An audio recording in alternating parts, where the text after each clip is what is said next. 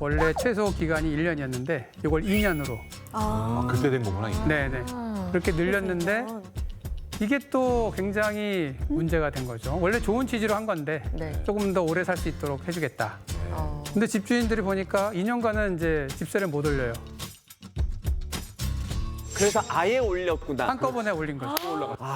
그래서 전세가가 아주 폭등하게 되는 이런 이제 상황이 생겼습니다. 아, 참. 근데 이게 그냥 집값만 오르고 뭐 고통스러웠으면 다행인데 예. 이걸로 인해서 이제 극단적인 선택을 하는 어머나. 세입자들이 많이 생겼습니다.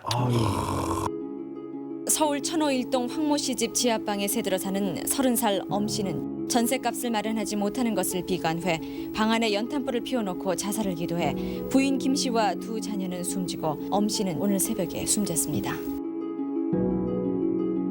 이거 너무 진짜 가슴이 아파요. 이게 보면 폭등하는 부동산 가격에 내 집 마련의 꿈은 고사하고 그러니까 매년 이 오른 집세를 충당할 수 없으니까 이걸 아이들한테는 이런 피해를 느끼지 않게 하겠다.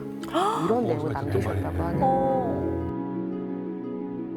너무 슬퍼요. 아이고. 안타깝지만 전세 시장은 이제 그 이후에도 한번 크게 흔들리게 됩니다. 그래서 역전세라는 이제 이런 상황이 발생하는데 그게 바로 1998년에 외환 위기 때입니다. IMF. 네. 아.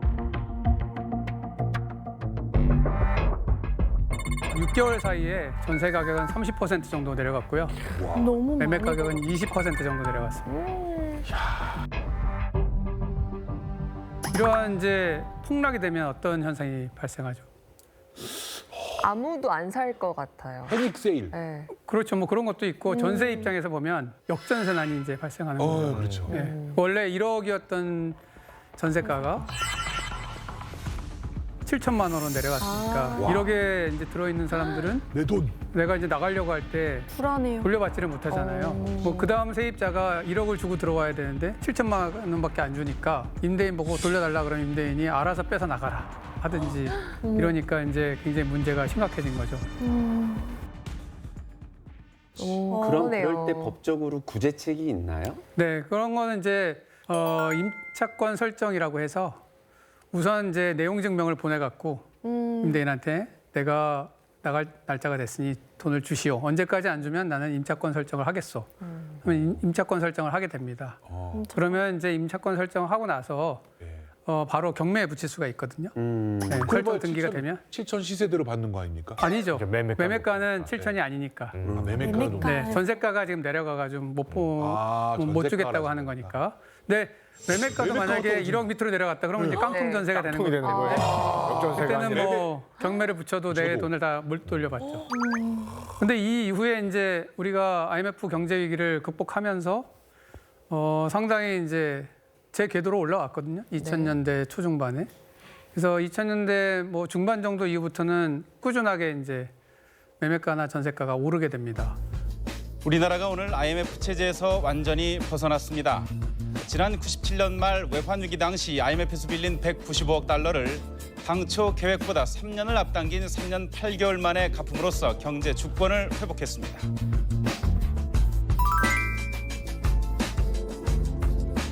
그러면서 이제 현금 부자들이 부동산 투자를 또는 투기를 하는 바람에 다시 한번 부동산 시장이 그냥 굉장히 화랑이 되고 열풍이 불게 됩니다. 그래서 상당히 많은 가격 상승을 우리가 경험하게 됩니다. 이렇게 이런 걸 만약에 겪고 났으면 뭔가 이 이후에는 실효성 있는 대책들이 좀 나오고 이래야 될 것 같은데 이 이후에 어떻게? 그래서 정부가 이제 이런 상황들을 보고 네. 대책을 수립을 했는데 저번처럼 1년을 2년으로 늘리니까 갑자기 폭등하는 네. 이제 상황이 돼서 이번에는 이제 전세자금 대출을 좀 확대해 줍니다. 원래 1억이었던 것을 2억으로 주택금융공사의 전세자금 대출 보증을 늘려줍니다. 그래서 좀 더 대출을 쉽게 받을 수 있도록. 그래서 전세 보증금 한 7, 80%를 빌릴 수 있게 된 겁니다. 여기서 또 이제 문제가 좀 생기기 시작합니다. 왜요? 저금리로 전세 대출을 해주게 되니까 네. 원래는 이제 집을 줄여가거나 이래야 되거나 또는 이제 그 오른 보증금을 월세로 내거나 네. 이래야 되는 사람들이 이제 대출을 받아서 전세 보증금을 계속 올려주는 이런 상황이 되니까 자꾸 이 전세 수요가 늘어나게 된 거죠. 네. 근데 이게 이제 독이 된 거죠. 왜냐하면 전세 수요가 많아지고 집주인들은 전세금을 계속 올리고. 네. 아, 계속 올라가. 네, 그런데 이게 아까 아, 말씀드렸다시피 이제 우리 전세는 실수요라고 했지 않습니까? 네. 근데 전세가 실수요가 되려면 대출을 안 받고 자기 돈으로 전세를 들어가야 되거든요. 아. 그래야 이게 실수요가 되는데 대출을 받았으니까 이건 가수요가 붙은 거죠, 거기. 원래는 월세 남아 있어야 될 사람들이 전세로 가서 전세 수요가 많아진 덕분에 네. 전세값이 올라가는 이런 상황이 됐으니까 이건 언젠가는 또 꺼질 수가 있잖아요. 그래서 만약에 전세값이 내려가게 되면 이 대출 받은 게 전부 다 못 돌려받는 돈이 될 수도 있잖아요. 그래서 독이 된 거죠. 그래서 이렇게 이제 대출 쉬워지다 보니까 새로운 불안 요소가 등장합니다. 그게 바로 이제 갭 투자. 자,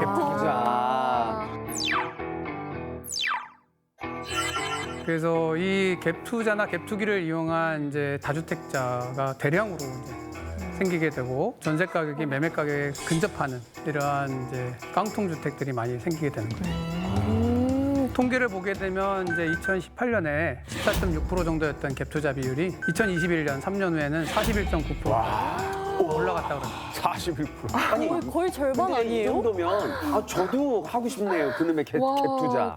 근데 문제는 이 무자본 갭 투자라는 게 있거든요. 네, 무자본 갭 투자라고 하는 거는 아예 돈이 안 들어가요? 그렇죠. 어떻게? 돈을 받기도 합니다. 어떨 때. 왜? 그러니까 전세 가격이 매매 가격보다 높은 경우가 있습니다. 근데 이런 무자본 갭 투자, 즉 자기 자본을 하나도 들이지 않고 소유권을 가져오면서 매입하는 자금 전체를 전세금으로 조달하는 야. 이런 걸 이제 무자본 갭 투자라고 하는데 이런 시장이 이제 생긴 거죠. 결국은 이게 뭐 처음에 의도는 당연히 좋은 건데 이제 뭐 서민들 돕겠다고 해서 만들어지고 이렇게 했던 대출이 결국은 다 이게 다시 또 돌고 돌아서 서민들에게 칼이 되어 돌아와서 또 다 피해가 입는 그런 상황인데요. 대출이라는 게 저도 대출을 잘 못 받겠는 게 다 이게 빚이라는 생각밖에 안 들어가지고. 그렇죠. 전세 대출이 굉장히 확대되면서 대출 잔액이 굉장히 많이 늘어났습니다. 그래서 2012년에 한 23조 원 됐었는데 네. 전세자금 대출이 10년 후인 2022년에 한 171조 원 정도 돼서 상당히 많이 늘어났고 이게 전부 다 그 가계 부채인 셈이죠. 이런 돈을 모아서 이 갭 투자하는 사람들을 도와준 꼴이 된 거죠. 참 정책을 만들 때는 그런 것까지 고려하지 않고 좋은 점을 생각했을 그렇죠. 텐데 네. 이게 그 어떤 한계까지 항상 이런 허점들이 좀 생기는 것 같아요. 맞아요. 그렇죠. 이제 뭐 우리가 항상 뭐 무슨 제도를 만들면 디테일이 제일 중요합니다. 그러니까 의도는 항상 좋아요. 뭐 주거 불안에 있는 분들 2년 살 거 4년 해주겠다. 그다음에 전세 못 올려주지? 그러면 전세 자금 우리가 저리로 대출해줄게.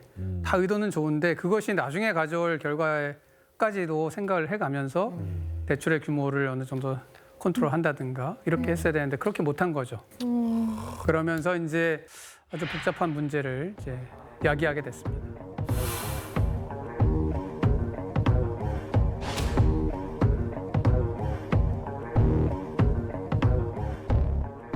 부동산에 관심을 갖지 않고 산 게 잘못인가 보다. 제가 먹잇감이 된 것 같은 느낌? 키우는 문제는 2,700만 원으로 갈 데가 없어요. 월세 보증금도 안 되는 그런 돈이고 저는 혼자 아이를 키우고 있기 때문에 어떻게 살아야 될지 모르겠어요. 돈 없는 사람은 살기 힘든 나라. 뭐 희망이 있던 게 다 사라졌어요. 일할 의욕도 없고 어떻게 뭐라고 뭐 드릴 말씀이 없습니다.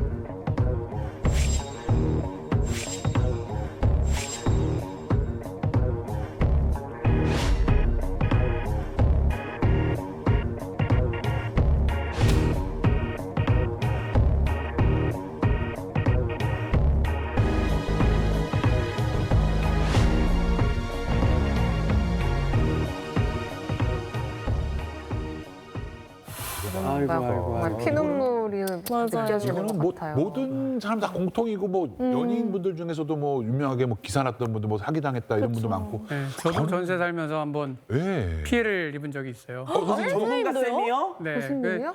아니 다른 분 바꿔주세요. 아니 잘 모르시는 분 아니고 사기당했다고 해서. 중이 제 머리 못 깎는다더니 정말. 전세를 들어갔는데 어머나. 그 집주인께서 나이가 많으신 분인데 나는 더 이상 여기 올 이제 상황이 안 되니 당신이 살고 싶은 데 살아라. 오. 10년이고 20년이고. 그래서 집을 싹 고쳤어요.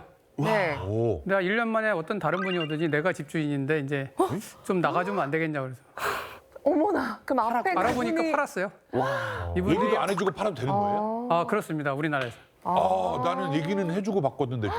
그래 원래 집을 팔 게 아니었는데 이혼을 하는 분할을 바람에 하셨구나. 집을 팔아서 반으로 이제 나누기를 한 네. 거예요. 저한테는 아무 얘기를 안 하고. 어머나. 근데 새로 산 분은 여기 들어오고 싶은 거예요. 인테리어 다 해놨으니까. 네네. 그래서 뭐 이사비 받고 이사를 해줬는데 우리가 인테리어 한 건 다 날아간 거죠. 그래서 날라간 완전 그냥 이거 공중에 뜨는 거. 와. 교수님은 사실 사기까지는 사기는 아니지만 아닙니다. 사기는 아니시지만 굉장히 전세 이런 부분에서 피해를 제도에서 피해를 좀 보신 네. 것 같고 사실 이게 조금 안타까운 게 정말 저희 동료들 중에도 사기를 당한 분이 있고 주변에 많거든요. 이런 거 많이 좀 경험이 있으신 것 같아요. 그럼요. 전세 사기나 사고는 굉장히 오래됐습니다. 전세 역사만큼이나. 일제강점기 때인데 월세로 얻은 집을 자기 집인 것처럼 속여가지고 어머, 전세를 내주는 방식으로 해서 10명한테 전세금을 받아가지고 거짓말이네. 네, 달아나 박수로 세면서 전세를 이런 이제 사건입니다. 전세 사기죠. 아유, 요즘도 뉴스 보면은 참. 전세 사기 되게 많이 나오잖아요. 많아요. 그러니까 지금 있는 행실이랑 좀 비슷한 것 같아요. 그렇죠. 이번에는 좀 유독 파장이 컸지 않습니까? 맞아요. 굉장히 사회적 문제까지 됐는데 젊은 이유가 층에도 있나요? 네, 이번에는 좀 독특한 게 다른 어떤 기간에 비해서도 아주 빠른 속도로 전세가가 올랐고요. 또 아주 빠른 속도로 전세가가 내렸습니다. 아이고. 우리가 이제 팬데믹 때 굉장히 뭐 지원금을 많이 주고 이래서 주식시장이라든가 부동산 시장이 화랑이었었는데 네. 이제 팬데믹이 종료되면서 이런 상황들이 종료되니까 매매가나 전세가가 동반 하락하면서 이런 역전세라든지 깡통 전세가 대량으로 이제 발생하게 된 거죠. 그동안은 이제 전세가가 계속 오르게 되면 잠재해 있는 전세 사기나 전세 사고가 표면화되질 않거든요. 네. 왜냐하면 그 다음 사람한테 받아서 돌려주면 돌려주면 되니까. 네. 근데 이게 급격히 올랐다가 급격히 내리는 이런 상황이 발생하면 앞에서 받았던 전세 보증금을 돌려주려면 자기 돈을 넣어야 되는데 자기가 돈이 없고 이런 사람들은 다 이제 미반한 사고를 일으키고 그게 약간의 고의성이 있었다. 원래도 돌려줄 생각이 전혀 없었다. 그러면 이제 사기가 되는 거기 때문에 이게 대량으로 발생했습니다. 그래서 여기서 보시면 서울 깡통 전세 이걸 한번 분석해 봤는데요. 전세가율이 90% 초과하는 그 정도 되면 다 깡통 전세라고 볼 수 있는데 네. 60제곱미터 이하 한 29%가 깡통 전세인 거죠. 그러니까 소형의 이런 깡통 주택이 많이 몰렸다. 소형에 몰린 이유가 있습니까, 쌤? 특별히? 소형은 매매 수요는 별로 없는데 전세 수요가 많습니다. 그럼 소형을 사는 사람은 누구냐? 투자하려고 하는 사람이죠. 근데 이 투자하는 사람들이 정상적인 한두 채를 가지고 투자하는 것이 아니라 갭 투자를 하고. 통해서 여러 채를 가지고 하려는 이런 사람들이기 때문에 사고가 터질 수가 있구나. 네, 그래서 여기는 상당히 좀 특수한 시장이라고 볼 수가 있습니다. 전세가는 높은 반면에 매매가는 별로 높지 않은. 그래서 다주택집 정말 100채씩 갖고 있는 뭐 빌라를 갖고 있는 사람들도 있었고 상대적으로 청년이나 신혼부부 이런 쪽에서 많이 피해가 났던 것 같아요. 그렇죠. 왜냐하면 거기에 전세 들어가는 소형주택에 전세 들어가는 사람들이 대부분 다 1인 가구 아니면 2인 가구지 않습니까? 네. 그러니까 그 사람들이 피해자가 된 거죠. 청년과 서민을 노린 전세 사기에 시세를 알기 어려운 신축 다세대 주택이 표적이 됐고 20, 30대의 피해가 집중됐습니다. 경기도 수원에서 대규모 전세 사기 의혹이 또 터졌습니다. 지금 피해자 앞에는 모르라고 네, 피해자들 전화는 안 받아요. 전화가 사기가 너무 많이 와가지고 불가항력의 문제는 좀 있었습니다.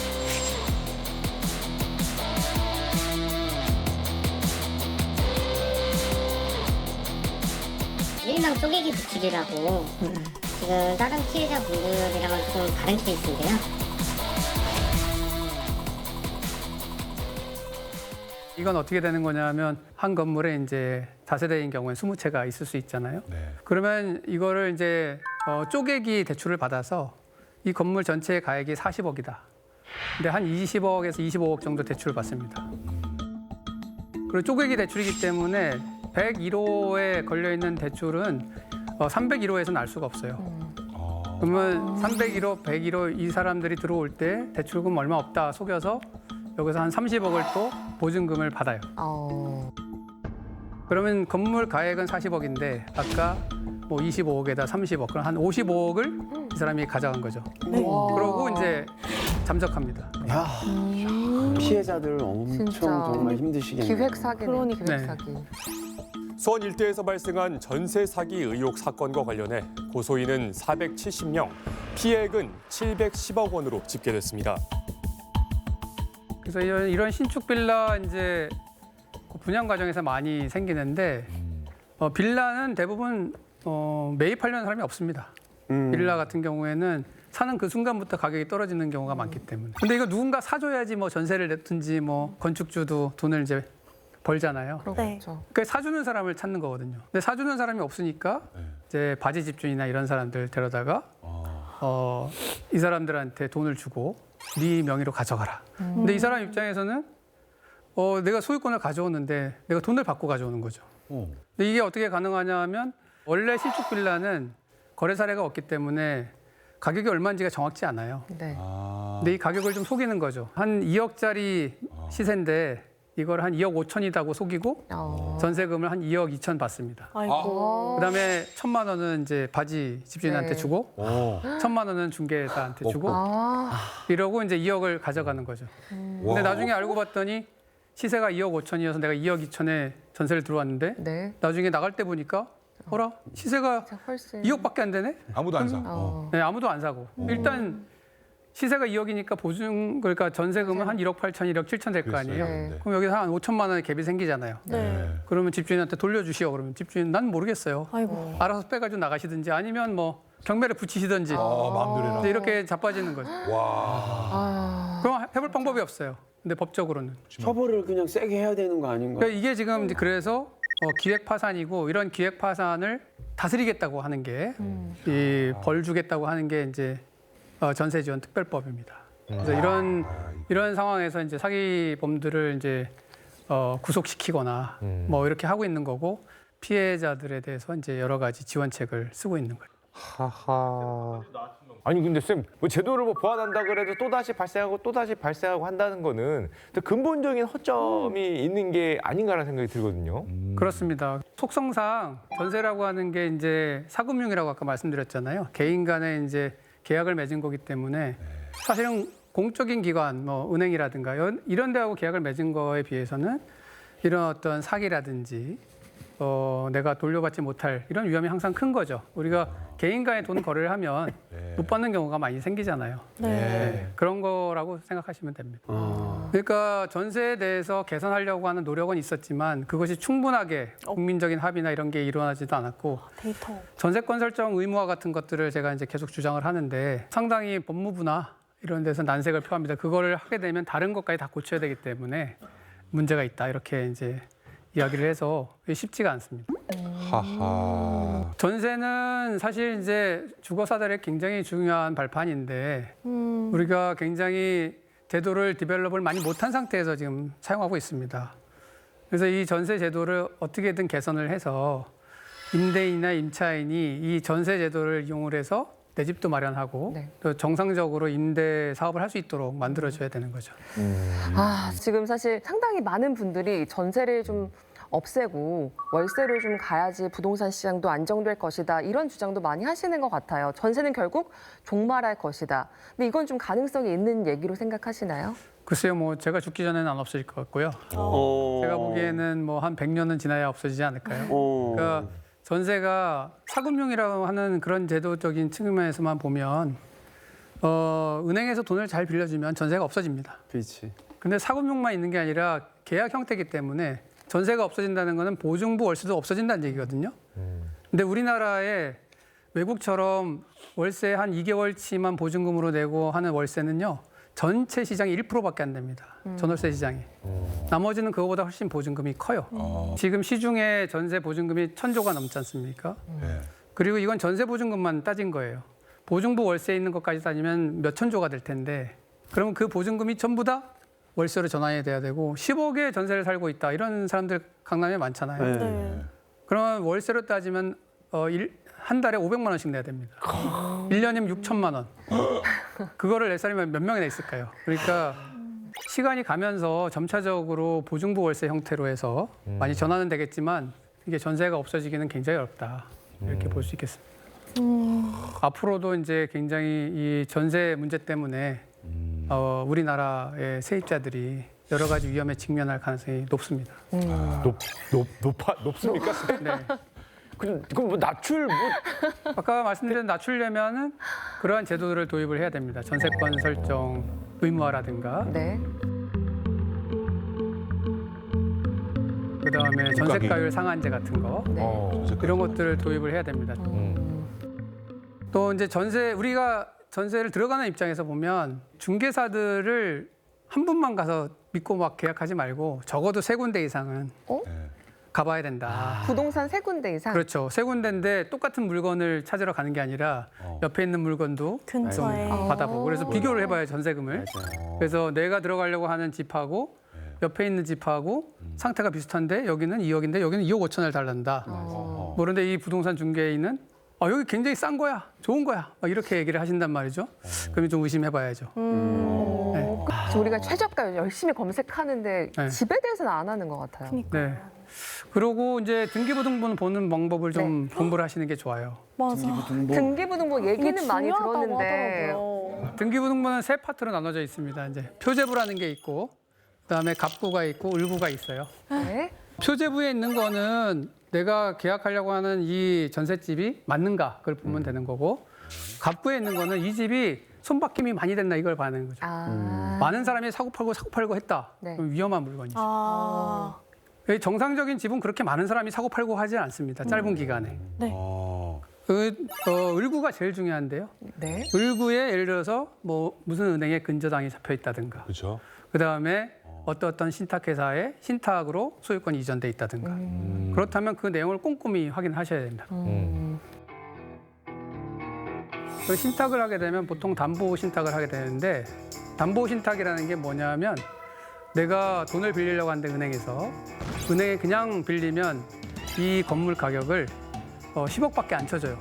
근데 신탁회사를 통해서 빌리게 되면 신탁회사가 제대로 평가를 해서 한 12억 정도 평가를 받을 수 있습니다. 네. 더 많이 빌릴 수 있는 거죠. 네. 그래서 이제 신탁 등기를 넘기게 됩니다. 그러면 이제 소유권이 넘어가거든요. 네. 근데 이 신탁 등기가 있는 상태에서 전세 계약을 체결했다면 저게 나중에 없어져도 문제가 될 수가 있어요. 그래서 신탁 등기가 있다면 그 신탁 원부를 항상 확인을 해야 되고, 이게 없어진 날짜하고 자기가 들어간 날짜, 이것들은 이제 잘 봐야 되는 거죠. 아이고 복잡해. 딱 들어가 있는 건 안 하는 게 낫겠다. 아이고 복잡해. 그러니까 신탁 들어가 있는 거는 신탁사하고 전월세 계약을 체결해야 됩니다. 근데 저기 있는 개인하고 체결하게 되면 이걸 무권 계약이라고 해요. 권리가 없는 사람하고 네, 계약을 했다고 하는 겁니다. 그래서 아까 자기가 월세 들어갔는데 집주인인 것처럼 속이고 계약했다고 하잖아요. 네. 전형적인 사기입니다.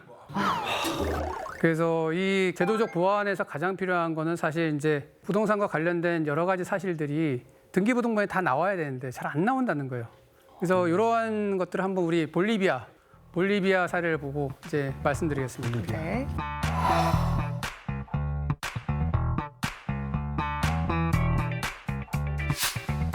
이건 이제 알로디알이라고 하는 볼리비아 등기부등본입니다. 근데 이게 어떤 주택은 이게 30장이 넘어요. 원래 주택을 지었을 때부터 처음부터 끝까지가 다 나와요. 등기부들 있어. 그래서 여기서 전세가 누가 들어와서 얼마에 들어왔다가 언제 전세 나갔는지 훨씬 자세하네요. 이런 게 다 들어와 있어요. 근데 우리는 전세권 설정을 하거나 임차권 설정을 하지 않는 이상 등기부등본에 그게 안 나옵니다. 그러니까 우리가 등기부등본에 전세권 설정을 의무화해서 지금 이 집에 전세 들어왔다 나갔다 한 사람들이 누구고 얼마에 들어왔다 나간 네. 건지, 지금 살고 있는 사람들은 얼마에 살고 있는지를 그냥 다 모든 사람이 알 수 있게 해줘야죠. 네. 그럼 많이 이제 막을 수가 있습니다. 근데 얼마 전에 인터넷에 보는데 등기부등본은 당신을 책임져주지 않는다, 법적 권한이 없다, 이런 글이 올라와 있어가지고 깜짝 놀랐습니다. 네. 이건 어떻게 된 거예요? 우리나라 등기부등본의 문제는 이제 공시력만 있고 공신력이 없어요. 시력? 공시력이라고 하는 보여주는 건 거. 현재 사실을 보여주는 겁니다. 예. 근데 이렇게 된 이유는 우리가 이제 일제 강점기를 거치고 남북으로 분단이 되면서 북한에 있는 사람이 소유권을 가지고 있는 경우가 있어요. 근데 알지를 못해서 이제 남한에 있는 사람한테 이제 소유권을 넘겨준 경우, 네. 북한 사람이 와서 내 소유라고 증명을 하면 이 소유권 자체가 없어집니다. 그래서 이 등기부등본에 있는 사실에 대해서 공적으로 100% 보장한다는 건 안 됩니다. 그냥 공시력만 존재하기 때문에 등기부등본도 100% 믿을 수는 없는 거죠. 아니 근데 쌤 그럼 뭘 믿어야 되죠? 북한 소유자가 지금 우리 뭘? 우리가 남북한 갈라진 지가 언젠데 아직도 그것 때문에 그렇게 되는 게 그래서 말이- 이제 공신력을 갖춰야 된다는 얘기가 많습니다. 근데 아직까지는 그게 안 되고 있고요. 그래서 사기를 마음 먹고 치려고 그러면 피할 수는 없을 것 같긴 한데 그러니까요. 그래도 그래도. 피할 수 있는 방법은 네. 말씀드린 대로 여러 부동산을 가봐라. 알아보세요. 그런 거고 그다음에 등기부등본은 항상 자기가 직접 띄워봐라. 아, 보여주는 걸 너무 믿지 네, 말고. 남이 띄워주는 것은 믿지 말고 직접 해라. 직접 띄워봐. 위조가 기억하겠습니다. 가능하니까. 네, 네. 그런 부분들이 항상 이제 중요하죠. 어떻게 보면 기본적인 건데 이게 실천하기 쉽지가 않아요. 맞아요. 이라든가 이런 거에 대해서 미리 대비를 하시는 게 좋을 것 같고 네. 아까 말씀드린 대로 너무 전세가율이 높은데 살고 계시면 그걸 좀 확인하셔가지고 나중에 올려달라고 그럴 때 네. 이제 월세로 좀 하자고 이렇게 하는 것도 좋은 방법인 것 같습니다. 그리고 이제 우리 아이들이나 젊은 청년들이 부동산 교육이라든지 주택의 어떤 임대차 제도에 대한 교육이라든가 이런 걸 꼭 좀 받았으면 좋겠다는 생각입니다. 그리고 시중에 나와 있는 뭐 책들이나 유튜브나 뭐 이런 걸 보면 다 뭐 어떻게 투자해서 10억 벌어라 뭐 이런 건데 그런 것보다 더 중요한 게 우리가 전세 사기 안 당하는 법, 그다음에 부동산 등기부등본 보는 법 네. 그런 거죠. 그래서 전세가율이 어떤 의미인지, 그다음에 세입자 권리는 어떻게 찾을 수 있는 것인지, 임차권 설정은 뭔지 이런 생존에 필요한 교육들을 반드시 우리가 해주고 또 받아야 된다 적기에. 그래서 이런 부분들이 이제 우리 세대가 젊은 세대들 또 그 후대를 위해서 좀 준비를 해야 되는 그런 상황이 아닌가 생각이 듭니다. 네. 네.